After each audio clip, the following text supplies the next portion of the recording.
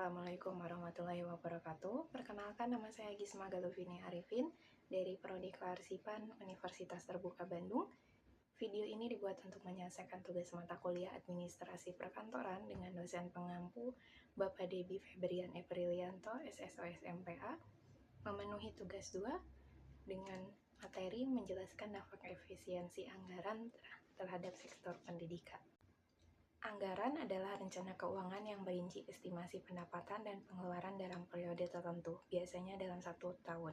Anggaran digunakan oleh individu, organisasi, dan pemerintah untuk mengelola sumber daya keuangan mereka secara efektif. Anggaran membantu dalam merencanakan kegiatan dan pengeluaran di masa depan, sehingga organisasi atau individu dapat mencapai tujuan keuangan mereka. Alat penting dalam manajemen keuangan yang membantu individu dan organisasi merencanakan, mengendalikan, dan mengevaluasi penggunaan sumber daya keuangan mereka. Anggaran di sektor pendidikan merujuk pada alokasi dana yang ditetapkan untuk mendukung berbagai kegiatan dan program pendidikan dalam suatu negara atau wilayah. Anggaran ini mencakup semua sumber daya keuangan yang diperlukan untuk menjalankan sistem pendidikan, mulai dari pendidikan dasar hingga pendidikan tinggi. Ada 6 dampak efisiensi anggaran di sektor pendidikan. Yang pertama, penurunan kualitas pendidikan. Efisiensi atau pemangkasan anggaran pendidikan dapat menurunkan kualitas pendidikan. Anggaran yang terbatas berdampak pada menurunnya kualitas guru, fasilitas pendidikan, serta akses dan sumber belajar. Hal ini terutama terasa di sekolah-sekolah yang sudah kekurangan sarana dan prasarana. Yang kedua, meningkatnya angka putus sekolah.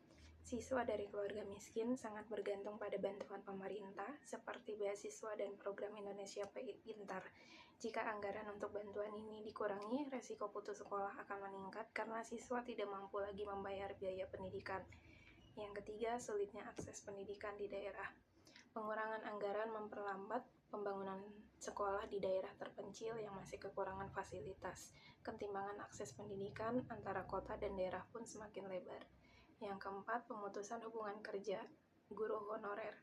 Efisiensi anggaran kerap berdampak pada kesejahteraan guru honorer. Jika tunjangan dan insentif berkurang, pemutusan hubungan kerja secara massal bisa terjadi. Yang kelima, ketimpangan pendidikan. Pengurangan bantuan pendidikan bagi siswa miskin memperbesar ketimpangan antara siswa dari keluarga kaya dan miskin. Ketimpangan ini berpotensi menghambat pemerataan pendidikan nasional. Yang keenam, ada dampak pada program strategis dan kesejahteraan tenaga pendidik. Beberapa program prioritas seperti beasiswa unggulan, tunjangan dosen, dan bantuan pendanaan untuk perguruan tinggi negeri juga terkena dampak efisiensi. Ini mengurangi akses pendidikan tinggi dan menurunkan motivasi serta kesejahteraan tenaga pendidik. Catatan penting dalam pelaksanaan efisiensi. Efisiensi harus selektif dan tepat sasaran.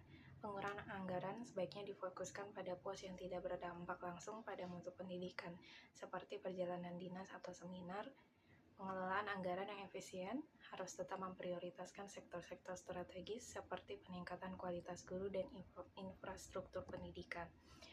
Yang kedua, ada perbaikan sistem distribusi dan kolaborasi. Alih-alih memangkas nominal bantuan, efisiensi bisa dilakukan dengan memperbaiki sistem distribusi agar dana tidak terbuang percuma.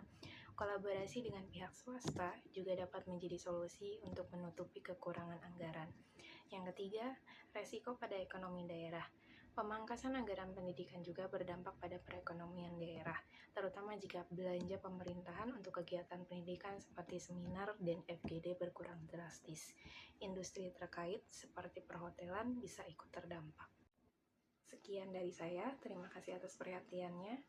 Assalamualaikum warahmatullahi wabarakatuh.